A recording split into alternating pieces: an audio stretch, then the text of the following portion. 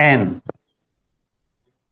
प्राकृतिक संख्याओं का योग, n+1/2। प्रथम n प्राकृतिक संख्याओं का योग, n+1/2। प्रथम n प्राकृतिक संख्याओं के वर्गों का योग, वर्ग मतलब स्क्वायर का योग क्या होता है? n+1 2n+1 बटे तीसरा प्रथम n प्राकृतिक संख्याओं के घनों का योग, घनों का n+1 बटे 2 और पूरे का होल स्क्वायर। 3 ये याद करो, नोट कर ले।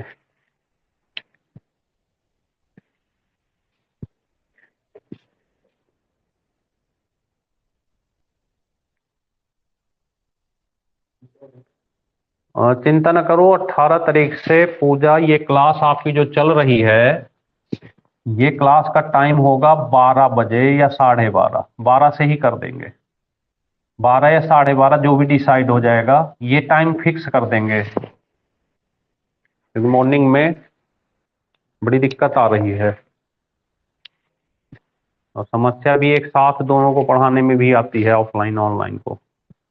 तो फिर ये फ्री टाइम रहेगा 2 बजे तक, थोड़ी लंबी क्लास हो जाएगी ऑनलाइन वाली भी, तो कराते रहेंगे आराम से, पेपर भी हैं, तो ये बढ़िया वाला टाइम होगा सभी के लिए।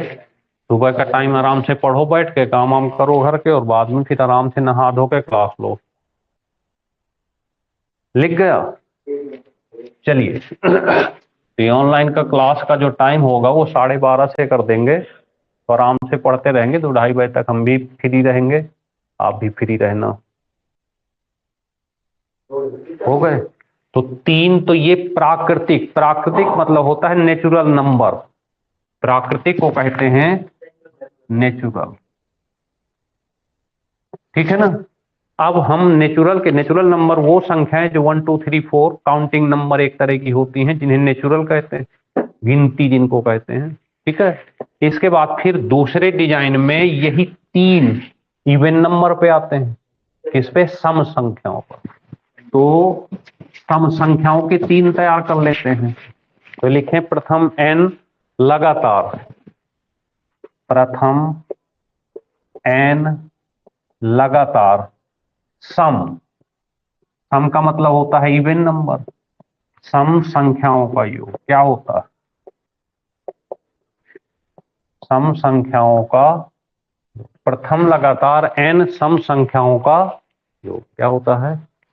n+1, ठीक है। इसी तरीके से दूसरा, प्रथम n लगातार n लगातार सम संख्याओं के वर्गों का योग, इसका योग स्क्वायर का, अगर 2 का स्क्वायर 3 का स्क्वायर ऐसे दिया हो, पर वो कंटिन्यू होना चाहिए एक से, ठीक है। तो 2/3 n+1 2n+1 और 3 बनेंगे, तो घन का भी लगे हाथ लिख ही लेते हैं। लगा प्रथम n लगातार सम संख्याओं के घनों का योग, इसका घन मतलब होता है क्यूब, लगातार n सम संख्याओं का घनों का योग 2n² और n+1 का होल, ये 3 हो गए आपके। 3 किस पे हो गए? सम संख्याओं पर। किस पे हो गए? सम संख्याओं, तो 3 हो गए सम संख्याओं पर। समझ रहे हैं बात को? लिख लें।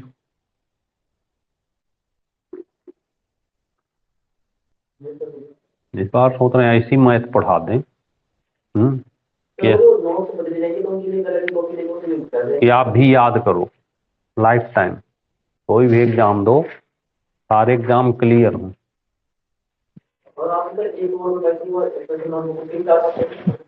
हाँ, लिख गया सबका। तो ये सम का हो गया। अब चलते हैं विषम। किसका? विषम। प्रथम n लगातार विषम संख्याओं का योग। तो यहां पे आप आसान होता है n स्क्वायर कर देना। क्या कर देना है? n square. इसी तरीके से प्रथम n लगातार विषम संख्याओं के वर्गों का योग। इसका वर्गों का योग।